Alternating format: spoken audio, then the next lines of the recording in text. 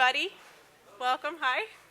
I'm Marty Ritchie. I work here at SRI in the Corporate Communications Group, and it's my pleasure to welcome you tonight to Cafe Sci, as we call it. It's actually our 5th year this year of hosting Cafe Sci, which is, time has flown for us. So, we see a lot of familiar faces every week, so thanks for coming back, and some fresh faces too, which is great. I'd like to just mention a couple housekeeping things, and then I'll introduce tonight's speaker. Wanted to say that our next event will be on September 11th, and it will feature Peter Karp, who is a bioinformatics researcher here at SRI. And he will be speaking on the holy grail of bioinformatics, computational inference of metabolic models from genome sequence. Very interesting stuff, yeah. Very cool stuff. He's one of our brilliant researchers here. I highly recommend coming. Yeah. Also like to mention that we are videotaping our events these days. David in the back is videotaping for us tonight. Hello. And we will post video as soon as we can after the event to our YouTube channel. SRI has a YouTube channel, which you can just Google SRI YouTube, and you'll probably find it very quickly. So we have past events there, and we'll have this one up as soon as possible. After tonight's presentation, you're, of course, welcome to ask questions of our speaker, and we ask that you use the mics here in the 2 aisles so that we can capture your voices on the videotape. That would be great. And let's see. I think that's everything. I'll introduce tonight's speaker. How about that? Fiona Baker, welcome. Hi. Fiona is a sleep physiologist here in SRI's Center for Health Sciences, and she's been here since 2005. Her main research interests are sleep in women, body temperature and sleep interactions, and circadian rhythms. Fiona received her Ph.D. in physiology from the University of Witwatersrand, South Africa, in 2001, after which she completed a 3-year postdoc investigating the neurobiology of sleep with Dr. Dennis McGinty in the Department of Psychology here in California at UCLA. Fiona, I should say, is also an honorary research associate of the Brain Function Research Unit at the School of Physiology at her alma mater, the University of Witwatersrand in South Africa. So without further ado, I'll turn over the mic to Fiona and welcome you to listen in. Thanks.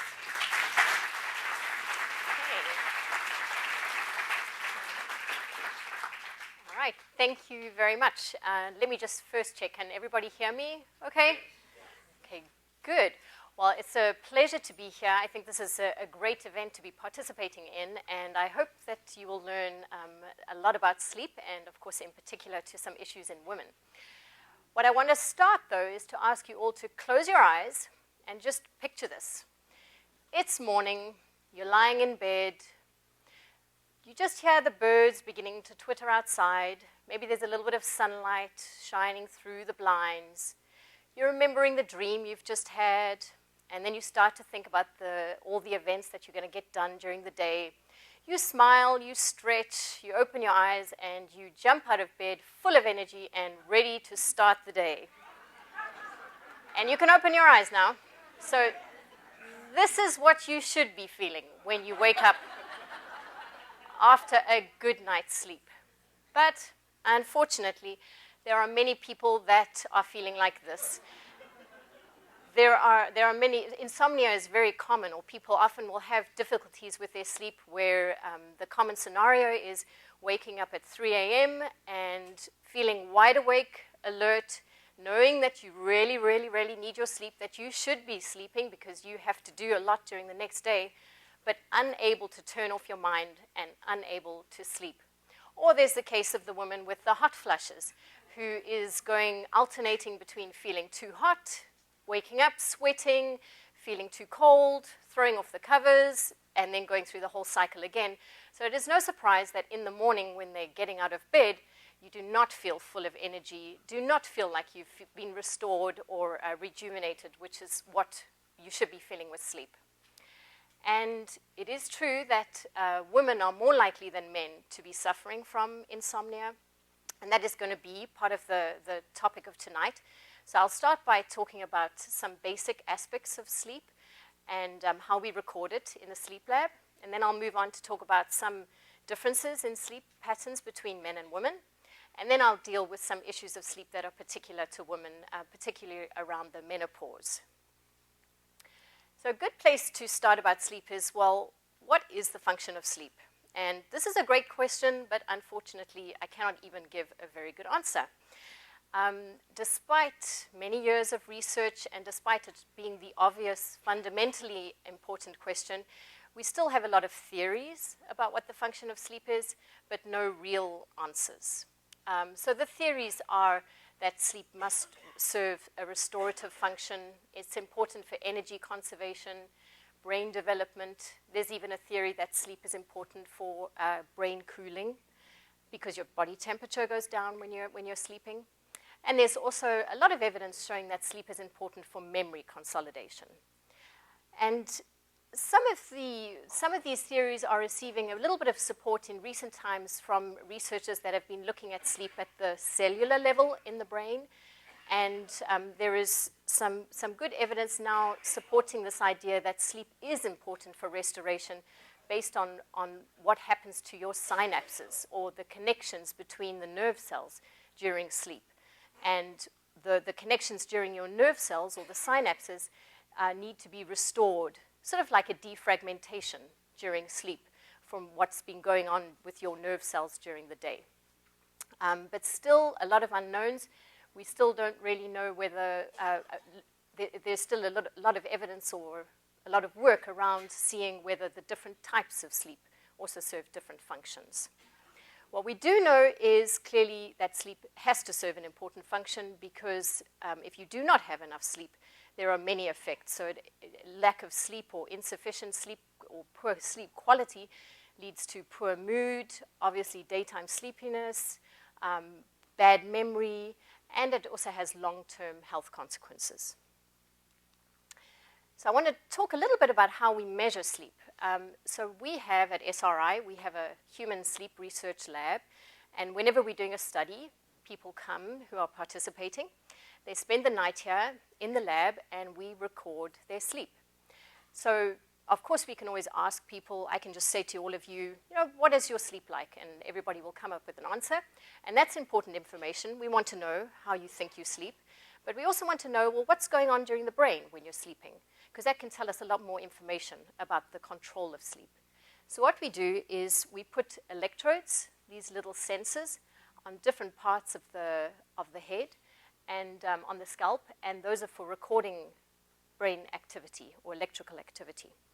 And based on those recordings that we make throughout the day, we get an idea of whether a person's awake or what type of sleep they're in.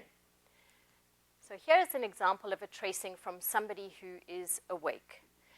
And just show on this side, the top tracing is an EEG electrode, which is electrical brain activity, and the second one as well. And then the next two are eye movements, left and right, and the one second from the bottom is muscle activity, and then the one at the very bottom is showing your heart rate. And when you are awake, there is a lot of high-frequency, fast activity. You're blinking, and you have high muscle activity while you are awake.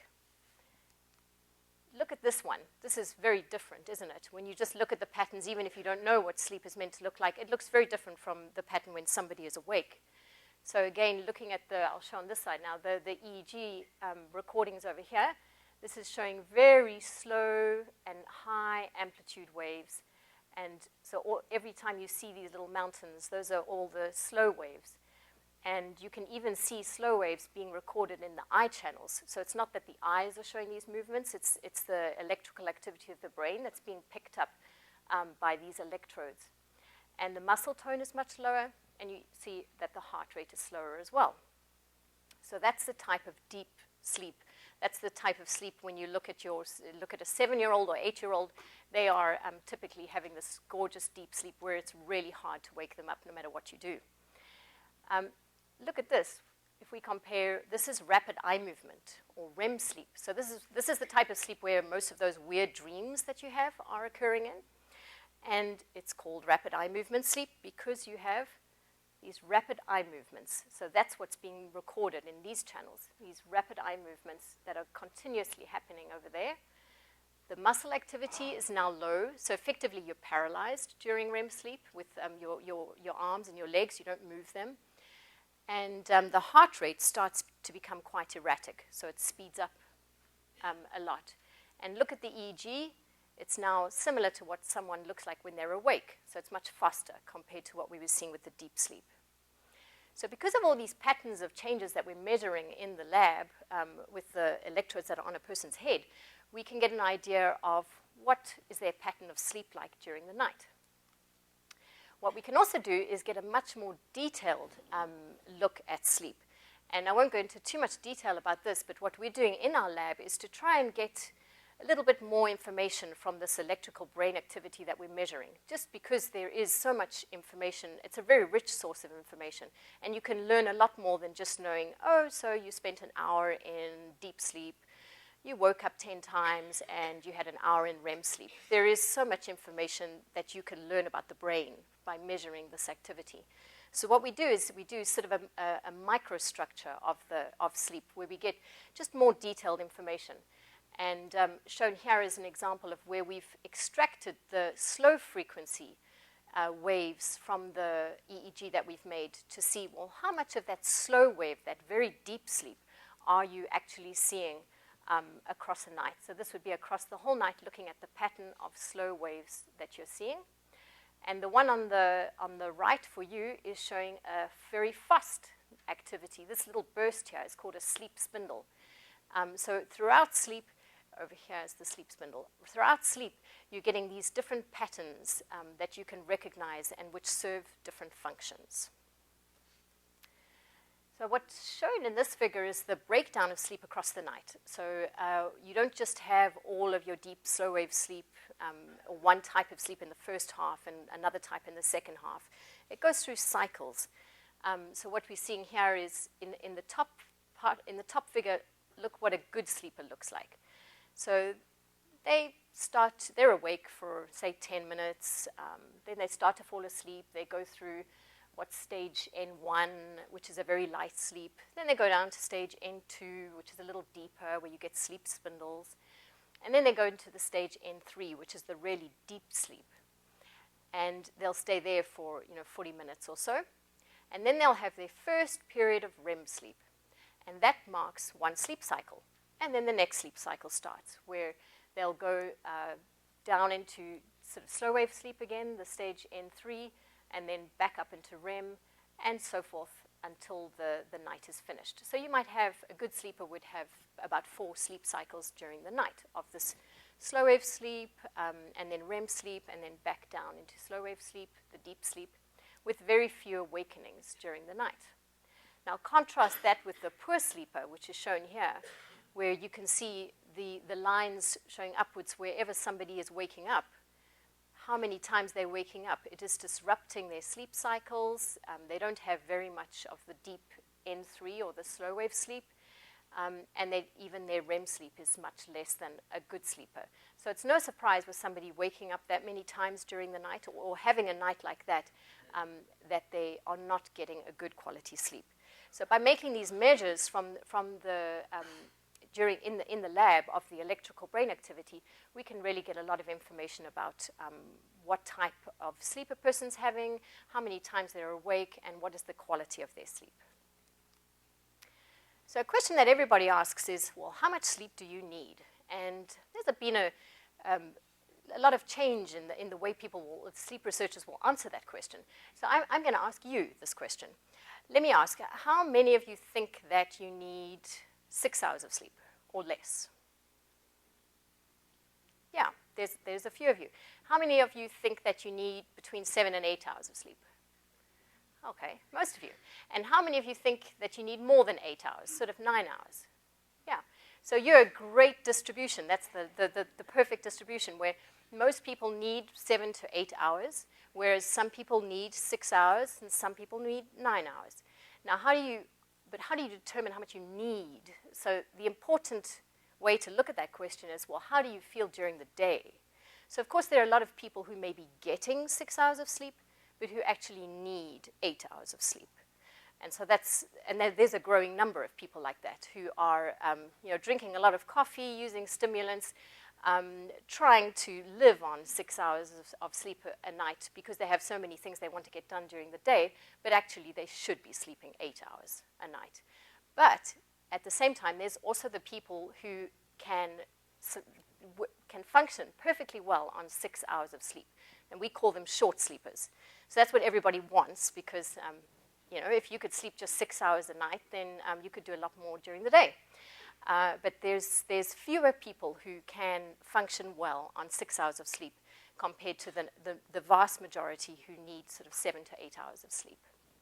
And when looking at this question, what I've shown in this figure is the changes that you see across age. So of course it depends on your age as to how much sleep you need. So if you look at the red line, which is really showing total amount of sleep, if you look at, say, an infant who's having 16 hours of sleep versus an adult who's having sort of 7 hours of sleep, you see how the sleep amount changes over as they get older. And also the amount of REM sleep that a person has changes as they grow older. So an infant has a lot of the rapid eye movement or REM sleep. So it's perfect if you know anyone with an infant or a baby and you want to see REM sleep in action, then just go watch them sleep, and you are likely to see under their eyelids, their eyes will be moving up and down, up and down. So that's REM sleep in action there, because they have so much REM sleep. And as they get older, then you get less REM sleep. It sort of stabilizes at around 20%. And there's also a lot of talk about how much sleep do you need as you get into the older years. And there's still some debate about that as to whether sleep need changes or is it just that sleep amount changes. And often what happens as well is as people get older, they may be more likely to have shorter nighttime sleep, but then also have a daytime nap to sort of make up the sleep amount.